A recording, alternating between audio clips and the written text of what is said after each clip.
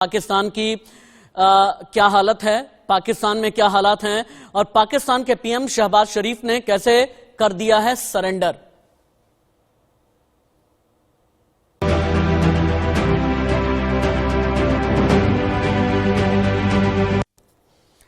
पाकिस्तान को लगा है बहुत बड़ा झटका। हाफिज सईद का रिश्तेदार इंटरनेशनल आतंकी घोषित कर दिया गया है। अब्दुल रहमान मक्की अंतर्राष्ट्रीय आतंकी घोषित। यूएनएससी ने मक्की को वैश्विक आतंकी घोषित किया। लश्कर के कई ऑपरेशंस में मक्की का हाथ रहा है। इस वक्त की बिग ब्रेकिंग अभी की बड़ी खबर।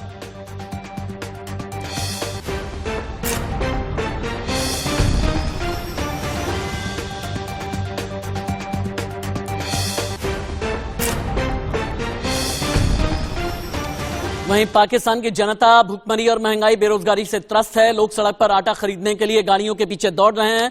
लेकिन जो तस्वीरें आपको मैं दिखाने जा रहा हूं यह हैरान करने वाली हैं। लाहौर में बार काउंसिल के चुनाव में पीड़ित मजलूमों को इंसाफ दिलाने वाले काला कोट पहने वकील चुनाव में धांधली का आरोप लगाकर असॉल्ट राइफल में ताबड़तोड़ फायरिंग करते नजर आए। देखिए रिपोर्ट।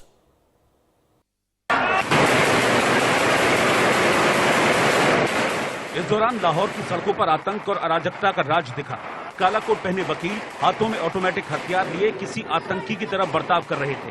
विवाद बार काउंसिल के चुनाव को लेकर था, लेकिन कानून की किताब की कसम खाने वाले वकील असॉल्ट राइफल की फायरिंग के शोर में कानून की ही धज्जियां उड़ा रहे थे। ये तस्वीरें लाहौर हाई कोर्ट के बाहर की हैं। यहाँ वकीलों का हुजूम है। इन्हीं में से एक वकील असॉल्ट राइफल लेकर आगे आया और देर दनादन फायरिंग करने लगा और तब तक फायरिंग करता रहा जब तक गोलियां खत्म नहीं हो गई। इतना ही नहीं, इसके फौरन बाद दो और लोग पिस्टल लेकर ताबड़तोड़ फायरिंग करने लगे। इसी गोलीबारी के बीच छोटे छोटे बच्चे बंदूक से निकले खाली खोखों को बीनते दिखाई दिए।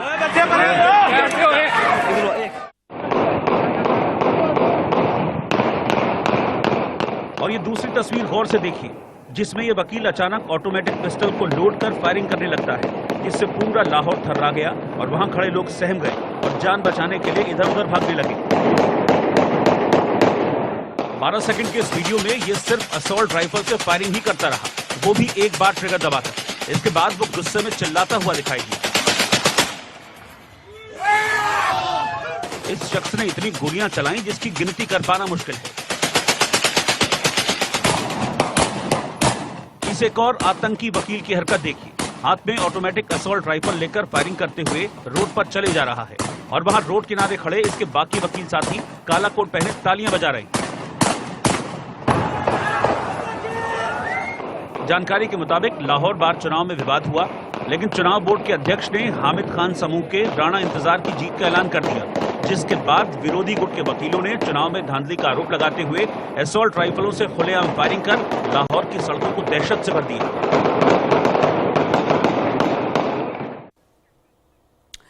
पेशावर हाईकोर्ट के अंदर वकील की भी एक हत्या हुई है। दिन दहाड़े नामी वकील की हत्या हो गई है। पाकिस्तानी वकील के शरीर पर 5 गोलियां दागी गई हैं। पेशावर में वकील अब्दुल लतीफ अफरीदी की मौत हो गई है। इस वक्त की एक और बिग ब्रेकिंग आ रही है पाकिस्तान से ही। सीधे चलते हैं, मेरे साथ में कर्नल शिवदान सिंह पाकिस्तान मामलों के जानकार जुड़े हुए हैं। कर्नल शिवदान जी, पाकिस्तान में अभी जो हालात हैं, जो चल रहा है और खासतौर से मैं मक्की पर जो शिकंजा कसा गया है उसे अंतर्राष्ट्रीय आतंकी घोषित किया गया है, डिप्लोमेटिक वे में ये भारत के लिए कितनी बड़ी जीत है?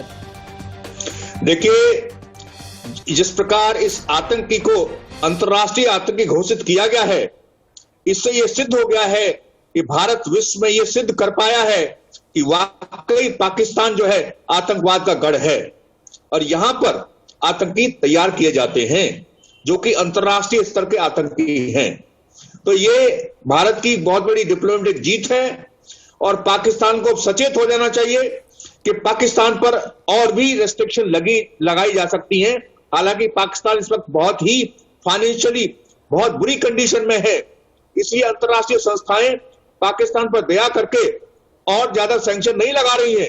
अदरवाइज इससे सिद्ध हो गया है आतंक को अंतर्राष्ट्रीय आतंकी घोषित करने से कि पाकिस्तान पर अभी भी एक और खबर है, उसके बाद मैं लौट करके आता हूं। Group captain retired VN Jha के पास भी कंगाली के बाद में पाकिस्तान के पीएम शहबाज के सुर बदल गए हैं। शहबाज ने कहा, हम भारत से 3 युद्ध लड़े, गरीबी बेरोजगारी आई, पाकिस्तान अपना सबक इतिहास से सीख चुका है। ये शहबाज शरीफ ने कहा है। शांति से हम जीना चाहते हैं, समस्या हम हर तरीके से सुलझाना चाहते हैं। क्या ये बयान टीम पीसीआर हम सुना सकते हैं? अच्छा ठीक है, हम ये बयान अभी थोड़ी देर के बाद में सुनाएंगे। Group captain retired doctor VN Jha के पास में चलते हैं। ग्रुप कैप्टन, अगर शहबाज शरीफ ये कहें कि भारत से 3 युद्ध लड़ने के बाद में अपना सबक, अच्छा ठीक है, हम चलते हैं इस खबर पर, लेकिन पहले प्रधानमंत्री नरेंद्र मोदी की कुछ तस्वीरें आ रही हैं। भारतीय जनता पार्टी राष्ट्रीय कार्यकारिणी की बैठक का आज है दूसरा दिन और प्रधानमंत्री नरेंद्र मोदी राष्ट्रीय कार्यकारिणी की बैठक में पहुंच गए हैं। तस्वीरें सीधी आ रही हैं, आप देख पा रहे हैं। गरीब कल्याण, यही हमारे लिए फोकस है। ये Bharatiya Janata party NDMC convention centre की ये तस्वीरें आप अभी देख पा रहे हैं। एनडीएमसी कन्वेंशन सेंटर पहुंच गए हैं प्रधानमंत्री नरेंद्र मोदी। आज प्रधानमंत्री नरेंद्र मोदी का संबोधन भी है लगभग दोपहर 3 बजे के आसपास में, यानी 4.5 घंटे के बाद में बीजेपी राष्ट्रीय कार्यकारिणी की बैठक में कुल संबोधित भी करेंगे प्रधानमंत्री। गरीब कल्याण हमारा संकल्प, ये एनडीएमसी कन्वेंशन सेंटर के ठीक बाहर की तस्वीरें आप देख पा रहे हैं, जहां पर प्रधानमंत्री नरेंद्र मोदी पहुंच गए हैं। Group captain doctor VN Jha अपनी बात आगे बढ़ाएं। जी, इन तस्वीरों पर वापस आएंगे, वापस से पाकिस्तान की खबरें। राशिद जी, जो आपने सवाल किया था कि क्यों पाकिस्तान का ये हालत है, जो शहबाज शरीफ कह रहे हैं वो ऐसा क्यों कह रहे हैं, तो इसका एक कारण है। पाकिस्तान आज से नहीं, आज से लगभग 8-9 साल पहले से जिस तरह से उसकी गतिविधियां आतंक में चल रही हैं, उसके जिसका उतना फंड्स आतंकियों को जा रहा है, उसके अपने जनता जो है वो वहां पे त्रस्त है और करप्शन हर स्टेज पे इतना बढ़ा हुआ, चाहे पोलाइटी हो, चाहे पुलिस हो, चाहे आर्मी हो, सबों में करप्शन भरी हुई है। तो इसका सीधा अर्थ ये होता है कि जो चीजें, जो पैसे वहां के पब्लिक को जाना चाहिए, वहां पे गरीब जनता को जाना चाहिए, जिससे हमारे यहाँ पे आप देखते हैं डीबीटी जाता है गरीबों के अकाउंट में, वहां पे ये सारे जो पैसे हैं वो मार दिए जाते हैं। वो चाहे आर्मी, चाहे पुलिस, चाहे फिर वहां की पोलाइटी, जो वहां की पॉलिटिकल पार्टी जो है। आपने सुना होगा अभी जो इमरान खान के और उसके खिलाफ जो बयानबाजी होती है, वहां पे एकदम सरेआम कहते हैं कि इमरान खान और उसकी पार्टी चोर है। और इमरान खान वो भी अपने जो उनका वक्तव्य होता है वो कहते हैं शहबाज शरीफ और उसकी पूरी टीम चोर है। मतलब ऐसे भद्दे लैंग्वेज जो इंटरनेशनल सीन में जाती हैं, वो तो यही कह रहे हैं कि ये सारे करप्ट हैं, सारे चोर हैं। तो जब सारे चोर भरे हुए वहां पे, तो पाकिस्तान का तो ये हश्र होना ही है। और इसीलिए वहां पे आज खाने की जो किल्लत पड़ी हुई है। एक और चीज मैं आपको कहना चाहता हूँ, अभी आप मुझे या 30 सेकंड दीजिएगा। अभी हाल के दिनों में जो HRC 27 की जो COP 27 की जो मीटिंग हुई थी, उसमें पाकिस्तान को क्लाइमेट के लिए पैसे दिए जाने थे, लेकिन वो क्लाइमेट के पैसे कहाँ जा रहे हैं? वो क्लाइमेट के पैसे फिर उसी आतंकियों को जा रहे हैं। फिर वहीं पे जो गबन और जो धोखाधड़ी हो रहा है फंड्स का, वो जा रहे हैं वहां के पोलाइटी को, वहां के आर्मी को, वहां के पुलिस को। लेकिन जो जनता को जाना चाहिए था पैसे, वो नहीं जा रहे हैं। और इसके साथ में बहुत चीजें और भी हैं जो आपसे हम बाद में बात करेंगे। लेकिन पाकिस्तान का जो अभी हश्र है, जो वहां पे अभी आटा दाल का जो हश्र है, वहां पे लूट हो रही है, सरेआम लूट हो रही है। पुलिस भी आके लूट कर रही है, आर्मी भी आके लूट कर रही है। मतलब ऐसा तमाशा तो किसी ने नहीं देखा होगा किसी भी कंट्री में। आज के दिन पाकिस्तान के हर चौथे घर में एक AK-47 राइफल है, जो अभी आप वो वकील को फायर करते हुए देख रहे थे। लेकिन वहां पे खाने की कमी है, वो कह रहे हैं कि हमारे पास खाना नहीं है, लेकिन AK-47 है, वो उसके लिए जो गोलियां चलती है वो उनके पास में है। तो ये कैसा पाकिस्तान है?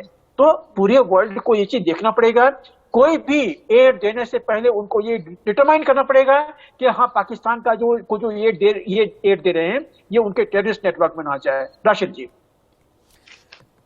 एक रिपोर्ट दिखाते हैं हम। टुकड़े टुकड़े होने की कगार पर है पाकिस्तान। पीओके से बलूचिस्तान तक चिंगारी है। पाकिस्तान वो मुल्क है जहां आतंक की फैक्ट्री आज भी चलती है। रिपोर्ट। होने की कगार पर पाकिस्तान। पीओके से बलूचिस्तान तक बगावत की चिंगारी। बढ़ती जा रही है सेना सरकार के खिलाफ नाराजगी। पाकिस्तान वो मुल्क जहां चलती है आतंक की फैक्ट्री। आतंक को पालने पोसने वाला ये मुल्क कंगाल हो चुका है। मदद के बहाने कंगाल पाकिस्तान को उसका दोस्त चीन भी लूटने में लगा है। पाई पाई को मोहताज इस मुल्क की सरकार के पास देश चलाने के लिए कुछ ही दिनों का फंड बचा है। पहले इमरान खान ने नया पाकिस्तान का नारा देकर पाकिस्तान की सत्ता पर कब्जा जमाया, लेकिन उसकी अगुवाई में पाकिस्तान में कुछ भी नया नहीं हुआ। उल्टे इमरान की हुकूमत इस मुल्क को करीब 25 साल पीछे खींच कर ले गई, जहां बदहाली, बीमारी, बेरोजगारी और महंगाई ने लोगों का जीना मुहाल कर दिया। उसके बाद आवाम के गुस्से ने इमरान सरकार की चूल्हे हिला दी। नए हुक्मरान शहबाज शरीफ की अगुवाई में भी न तो पाकिस्तान की नीयत बदली और न ही नियति। पहले इमरान खान ने देश की लुटिया डुबोई और अब शरीफ सरकार भी उसी रास्ते पर आगे बढ़ रही है।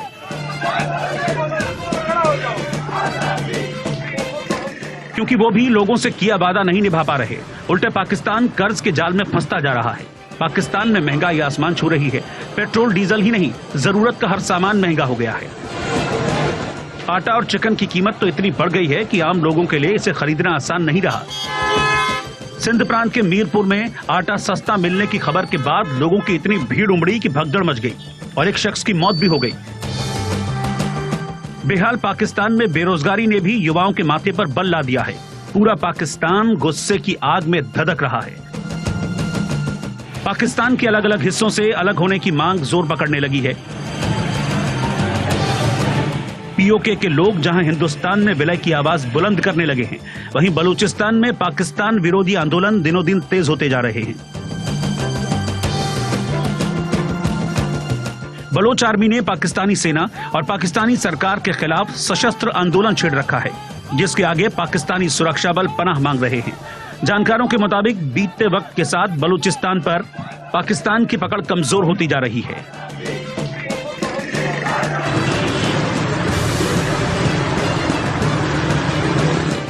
पाकिस्तान की मुश्किलें सिर्फ बलूचिस्तान तक ही सीमित नहीं हैं।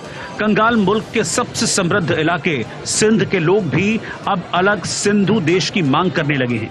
तो खैबर पख्तूनवा में भी पाकिस्तान से अलग होने की मांग समय समय पर उठती रही है।